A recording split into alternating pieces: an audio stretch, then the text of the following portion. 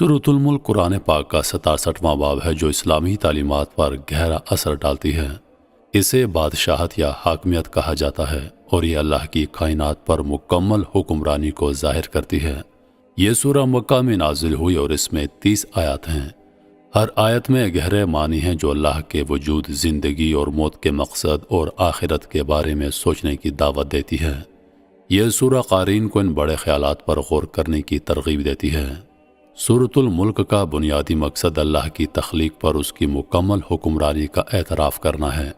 یہ اللہ کی حمد سے شروع ہوتی ہے اور یاد دلاتی ہے کہ صرف وہی کائنات پر حاکم ہے، چاہے وہ بڑی کہکشائیں ہوں یا چھوٹے ذرات۔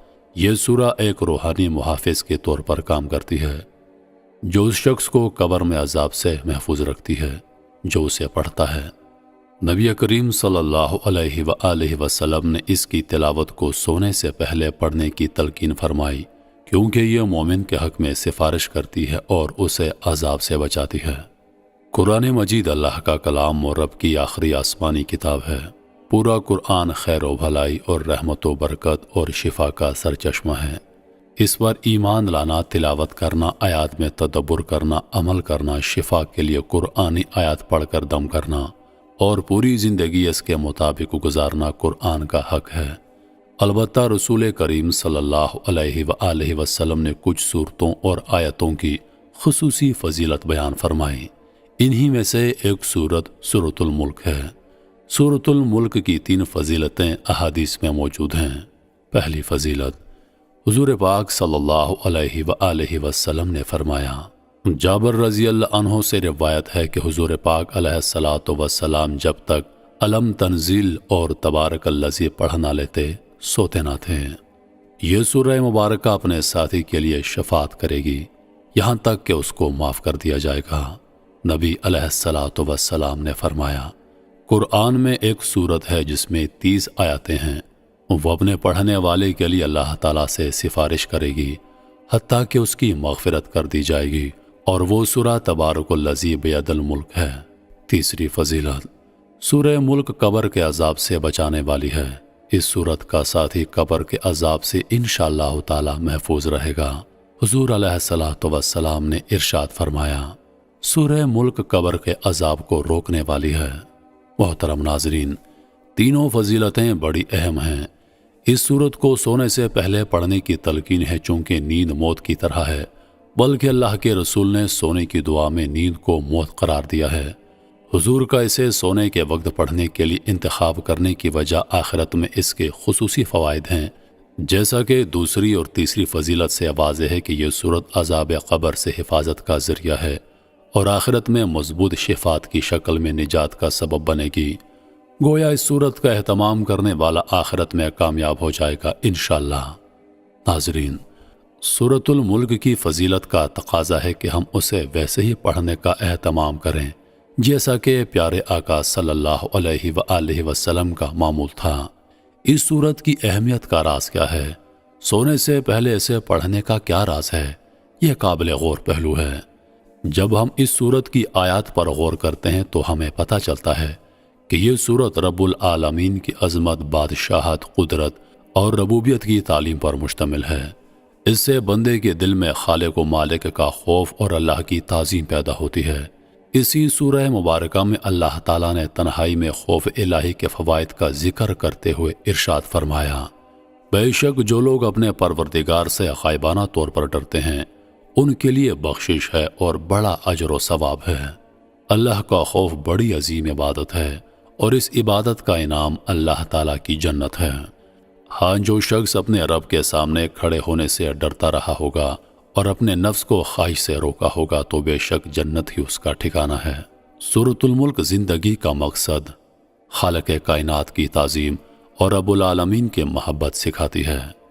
رب عزیز کی قوت و طاقت کا درس دیتی ہے، رب سے بغاوت اور کفر کے برے انجام سے ڈراتی ہے اور بندگی کرنے والوں کے لیے سعادت عظمیٰ کی بشارت سناتی ہے۔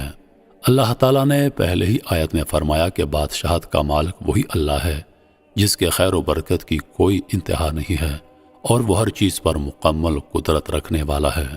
اہل ایمان کے لیے سورہ مبارکہ میں اہم پیغام پوشیدہ ہیں جو سمجھ کر ہر روز تلاوت کرے گا اور غور و فکر کرے گا وہ اس کے اثرات اپنی زندگی میں ضرور محسوس کرے گا۔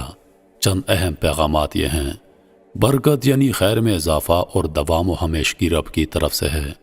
نعمتوں میں برکت ڈالنا صرف رب کا کام ہے، لہذا برکت کے حصول کے لیے صرف رب العالمین سے رجوع کرنا چاہیے۔ آسمان و زمین کا خالق و مالک اور مدبر اللہ تعالی ہے، وہ شہنشاہ ہے، اس لیے اس سے محبت کرنا اور اس سے ڈرنا ہی سمجھداری اور سعادت مندی ہے۔ زندگی کا مقصد اور عمل صالح کی زندگی گزارنا ہے۔ یہ سورہ اہل ایمان کو بندگی کے آداب سکھاتی ہے اور اہل ایمان عمل صالح آخرت اور جنت و جہنم پر ایمان، رب کی شکر گزاری، غور و فکر اور رب العالمین سے ہمیشہ ڈرنے اور محبت کرنے کی تعلیم دیتی ہے۔ محترم ناظرین، آئیے اب اس صورت کا ترجمہ ملاحظہ کرتے ہیں۔ بڑی برکت والا ہے وہ جس کے قبضے میں ہی ساری بادشاہی ہے اور وہ ہر چیز پر خوب قادر ہے، وہ جس نے موت اور زندگی کو پیدا کیا تاکہ تمہاری آزمائش کرے کہ تم میں کون زیادہ اچھے عمل کرنے والا ہے، اور وہی بہت عزت والا، بہت بخشش والا ہے۔ وہ جس نے ایک دوسرے کے اوپر 7 آسمان بنائے، اے بندے تو رحمان کے بنانے میں کوئی فرق نہیں دیکھے گا، بس تو نگاہ اٹھا کر دیکھ، کیا تجھے کوئی رخنہ نظر آتا ہے؟ نگاہ تیری ناکام ہو کر تھکی ماندی پلٹ آئے گی، اور ضرور بے شک ہم نے نیچے کے آسمان کو چراغوں سے آراستہ کیا اور انہیں شیطانوں کو مارنے بھگانے کا ذریعہ بنایا، اور ہم نے ان کے لیے بھڑکتی آگ کا عذاب تیار کر رکھا ہے، اور جنہوں نے اپنے رب کے ساتھ کفر کیا ان کے لیے جہنم کا عذاب ہے، اور وہ کیا ہی برا ٹھکانہ ہے۔ جب وہ کفار جہنم میں ڈالے جائیں گے تو ان کی چنگاڑ سنیں گے، وہ جوش مار رہی ہوگی، معلوم ہوتا ہے کہ غضب سے پھٹ جائے گی۔ جب کبھی کوئی گروہ اس میں ڈالا جائے گا تو اس کے داروغہ ان سے پوچھیں گے، کیا تمہارے پاس کوئی ڈر سنانے والا نہیں آیا تھا؟ وہ کہیں گے، کیوں نہیں، بے شک ہمارے پاس ڈر سنانے والے تشریف لائے۔ پھر ہم نے انہیں جھٹلایا اور ہم نے کہا، اللہ نے کوئی چیز نہیں اتاری، تو تم بڑی گمراہی میں ہی ہو۔ اور وہ کہیں گے، اگر ہم سنتے یا سمجھتے تو دوزخ والوں میں نہ ہوتے۔ تو اب انہوں نے اپنے گناہ کا اقرار کیا تو دوزخیوں کے لیے پھٹکار ہو۔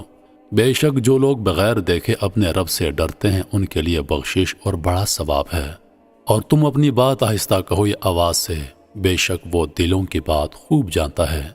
کیا جس نے پیدا کیا وہ نہیں جانتا؟ حالانکہ وہ ہر باریکی کو جاننے والا بڑا خبردار ہے۔ وہی ہے جس نے تمہارے لیے زمین کو تابع کر دیا تو تم اس کے راستوں میں چلو اور اللہ کی روزی میں سے کھاؤ اور اسی کی طرف اٹھنا ہے۔ کیا تم اس اللہ سے بے خوف ہو گئے ہو جس کی سلطنت آسمان میں ہے، اس بات میں کہ وہ تمہیں زمین میں دھنسا دے تو وہ زمین اچانک کانپنے لگے؟ یا تم اس سے بے خوف ہو گئے ہو جس کی سلطنت آسمان میں ہے، اس بات میں کہ وہ تم پر پتھراؤ بھیجے تو تم جلد جان لوگے کہ میرا ڈرانا کیسا تھا؟ اور بے شک ان سے پہلے لوگوں نے جھٹلایا تو میرا انکار کیسا ہوا؟ اور کیا انہوں نے اپنے اوپر پھیلاتے ہوئے اور سمیٹتے ہوئے پرندے نہ دیکھے؟ انہیں رحمان کے سوا کوئی نہیں روکتا، بے شک وہ ہر چیز کو خوب دیکھنے والا ہے۔ یا وہ کون سا تمہارا لشکر ہے جو رحمان کے مقابلے میں تمہاری مدد کرے گا؟ کافر صرف دھوکے میں پڑے ہوئے ہیں۔ یا کون ایسا ہے جو تمہیں روزی دے اگر اللہ اپنی روزی روک لے؟ بے شک وہ سرکشی اور نفرت میں ٹھیٹ بن گئے ہیں۔ تو کیا وہ جو اپنے منہ کے بل اوندا چلے وہ زیادہ راہ پر ہے، یا وہ جو سیدھی راہ پر سیدھا چلے؟ اور تم فرماؤ، وہی ہے جس نے تمہیں پیدا کیا اور تمہارے لیے کان اور آنکھیں اور دل بنائے، تم بہت کم شکر ادا کرتے ہو۔ تم فرماؤ، وہی ہے جس نے تمہیں زمین میں پھیلایا اور اسی کی طرف تمہیں اکٹھا کیا جائے گا۔ اور وہ کہتے ہیں، یہ وعدہ کب آئے گا اگر تم سچے ہو؟ تو بتاؤ، تم فرماؤ، یہ علم تو اللہ ہی کے پاس ہے، اور میں تو یہی صاف ڈر سنانے والا ہوں۔ پھر جب وہ اسے قریب دیکھیں گے تو کافروں کے منہ بگڑ جائیں گے، اور ان سے کہا جائے گا، یہی ہے وہ عذاب جو تم مانگتے تھے۔ تم فرماؤ، بھلا دیکھو تو اگر اللہ مجھے اور میرے ساتھ والوں کو ہلاک کر دے یا ہم پر رحم فرما دے تو وہ کون ہے جو کافروں کو دردناک عذاب سے بچا لے گا؟ تم فرماؤ، وہی رحمان ہے، ہم اس پر ایمان لائے اور ہم نے اسی پر بھروسہ کیا۔ تو تم جلد جان جاؤ گے کہ کون کھلی گمراہی میں ہے۔ تم فرماؤ بھلا دیکھو تو اگر صبح کو تمہارا پانی زمین میں دھنس جائے تو وہ کون ہے جو تمہیں نگاہوں کے سامنے بہتا ہوا پانی لا دے؟